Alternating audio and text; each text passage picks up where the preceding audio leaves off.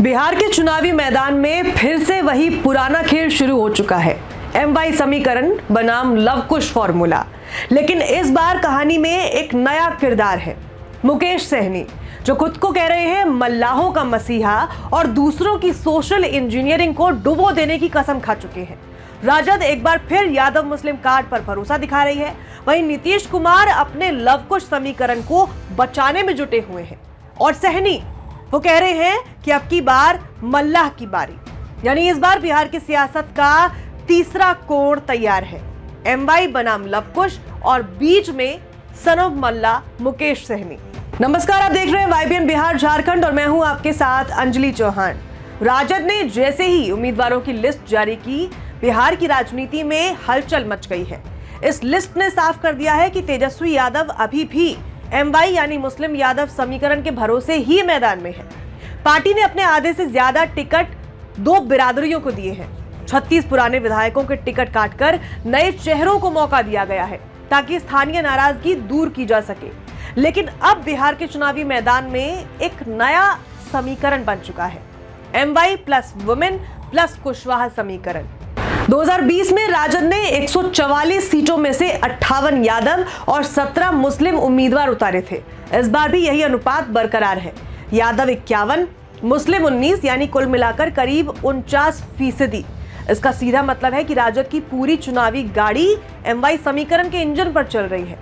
तेजस्वी यादव की रणनीति में इस बार एक खास ट्विस्ट है।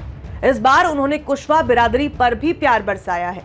पहली बार राजद ने 11 कुशवाहा प्रत्याशियों को टिकट दिया है, जबकि जेडीयू ने सिर्फ 131, यानी राजद सीधे नीतीश के लव कुश वोट बैंक पर निशाना साध रही है। साथ ही तेजस्वी ने महिलाओं पर भी बड़ा दांव खेला है। राजद ने नीतीश से लगभग 2 गुना महिला उम्मीदवार मैदान में उतारे हैं, 24 बनाम 131। ये वही वोट बैंक है जो पिछले कई चुनावों से नीतीश के साथ खड़ा रहा है। यहाँ तेजस्वी यादव अब यादव मुस्लिम से आगे बढ़कर MY प्लस महिला कुशवाहा का नया फॉर्मूला आजमा रहे हैं। जहाँ एक तरफ महागठबंधन जातीय समीकरण में उलझा है, वहीं दूसरी तरफ जन सुराज के बाद सन ऑफ मल्ला मुकेश सहनी अपने समुदाय के वोटों को एकजुट करने में लगे हैं।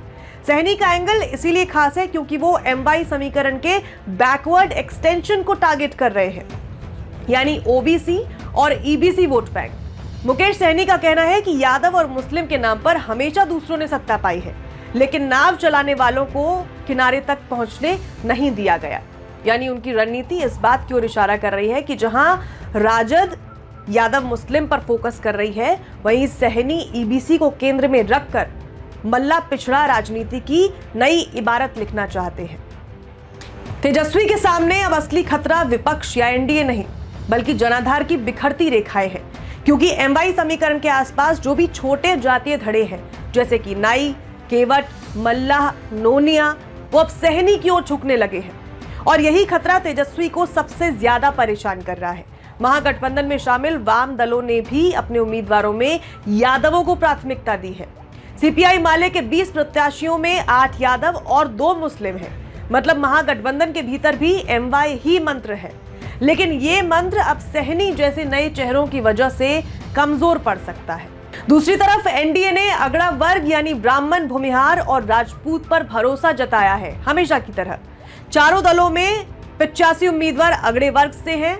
इसके मुकाबले महागठबंधन में MY समीकरण से जुड़े 95 उम्मीदवार हैं, यानी मैदान साफ है। और दूसरी तरफ यादव मुस्लिम EBC का गठजोड़ साधने वाला महागठबंधन।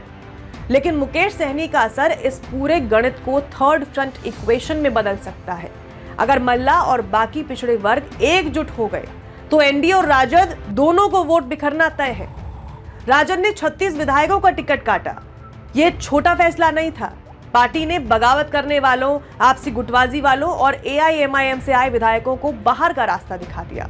लेकिन अंदर की बात यह है कि जिन सीटों पर स्थानीय स्तर पर विरोध था, वहां जातीय संतुलन देखकर नए उम्मीदवार उतारे गए हैं। तेजस्वी यादव की ये चाल फिलहाल संगठन और नए उम्मीद का संकेत देती है, लेकिन अंदर ही अंदर ये नाराजगी और बिखराव का बीज भी बो सकती है।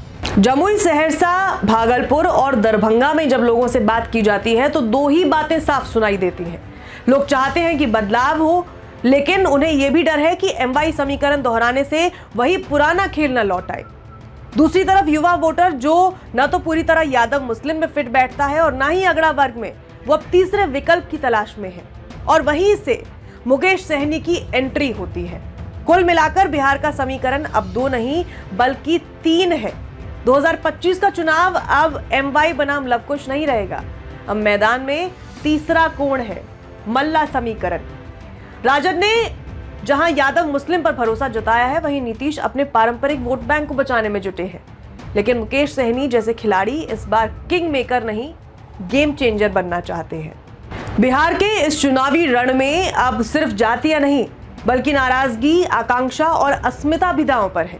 तेजस्वी यादव जहां अपने पिता के पुराने फॉर्मूले को नया रूप दे रहे हैं, वहीं मुकेश सहनी उस फॉर्मूले को चुनौती दे रहे हैं।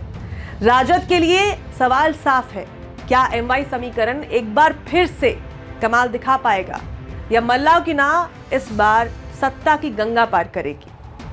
फिलहाल इस रिपोर्ट में इतना ही। अपनी राय हमें कमेंट सेक्शन में जरूर बताएं और बाकी सभी बिहार चुनाव से जुड़ी खबरों के लिए देखते रहें YBN बिहार झारखंड। नमस्कार।